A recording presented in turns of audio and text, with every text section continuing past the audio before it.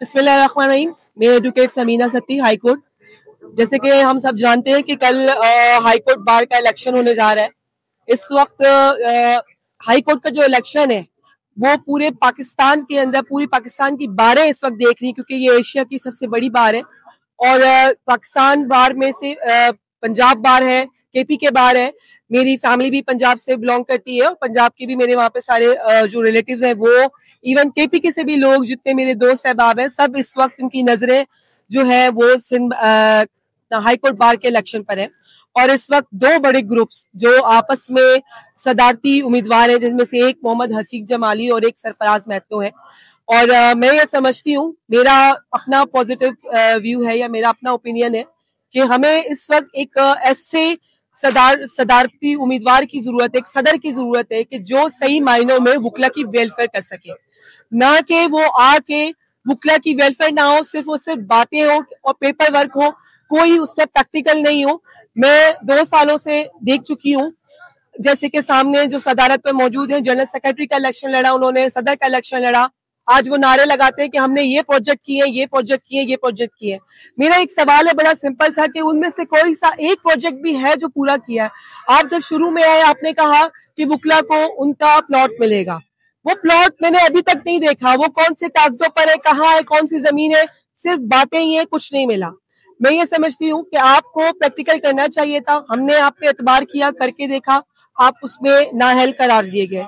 दूसरी बात यह जाती है कि जैसे कि आपने सब चीजों को देखा है कि क्या क्या चीजें सिचुएशन होती जा रही है, प्रेशराइज लोगों को किया जा रहा है और धमकियां दी जा रही है। ये गलत चीज है। इलेक्शन को आपको सिंध बार काउंसिल की हद तक या हाईकोर्ट की बात के हद तक रखना चाहिए था, लेकिन इस वक्त ये इलेक्शन, मैं समझती हूँ कि वो जनरल इलेक्शन से भी बड़ा इलेक्शन हो चुका है। ये मुझे लगता है कि वजीर आजम के इलेक्शन हो रहे हैं।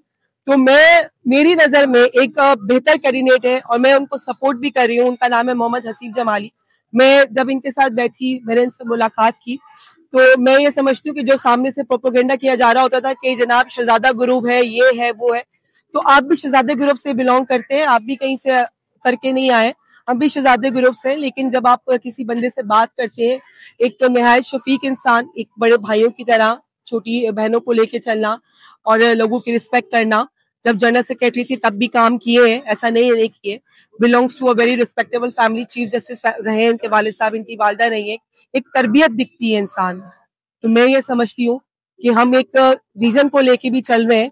जिस तरह मुल्क के अंदर आइन का मसला चल रहा है और जिस तरह दूसरी चीजें चल रही हैं, मैं कुछ दिन पहले एक चीज और तस्करा करना चाहूंगी कि हमारे कुछ वुकला साथी हैं जो कह रहे थे कि बरबलो धरने में जनाब हमारे घर वहां मौजूद थे, इन लोगों को तो पता ही नहीं था कि बरबलो जो है वो कहाँ पर है।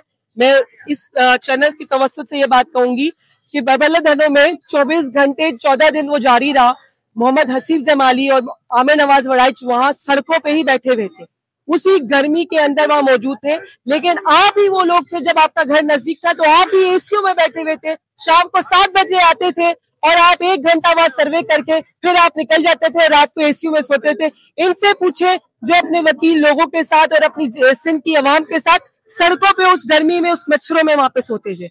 मैं खुद वहां पे 7 दिन धरने में रही हूँ, मुझे पता है कि वहां क्या हिसाब किताब था। तो ऐसे प्रोपेगेंडा मत करें। खुदारा वकील बहुत समझदार है, बेवकूफ नहीं है, उसका वोट बिकाऊ नहीं है, उसका जमीर जाग चुका है। कल आप इनकलाब देखेंगे जब सुबह का सूरज जो है वो तुलू होगा इंशाल्लाह ताला, और शाम का जो गुरूब होगा वो मोहम्मद हसीब जमाली सदर के नाम ओहदे पे नामजद होंगे।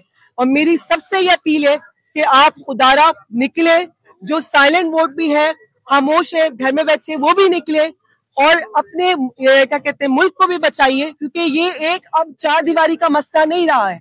हम लड़ रहे हैं, एक कॉज के लिए लड़ रहे हैं। मोहम्मद हसीब जमाली एक ऐसा नाम है जो रोड पे हर लड़के के साथ, हर वकील के मसले में खड़ा हुआ है। आप ये नहीं कह सकते कि वो कभी भी कहीं मौजूद नहीं हुआ, आधी रात को भी कॉल हुई है तो मौजूद रहे। लेकिन आप लोग उस वक्त कहाँ थे कि जब अपने वुकला बरादरी मुश्किल में खड़ी थी? आप लोग तो वहां नहीं पहुंचे अपनी एसी वाली गाड़ियां छोड़ के, आप तो रोडों पे नहीं आए। मोहम्मद हसीब जमाली 2 साल से जो है वो रोड पे खड़ा है अपने वकील भाइयों के साथ। तो मैं समझती हूँ कि वकील का वोट जो है वो बिकाऊ नहीं है। कल वो मोहम्मद हसीब जमाली के नाम पे जो है वो टिक मार लगाएंगे और इंशाल्लाह ताला मेरा भाई जो है वो बहुत सी लीड से, बहुत बड़ी लीड से कल सदर के ओहदे पे नामजद होगा। थैंक यू सो मच, इंशाल्लाह ताला।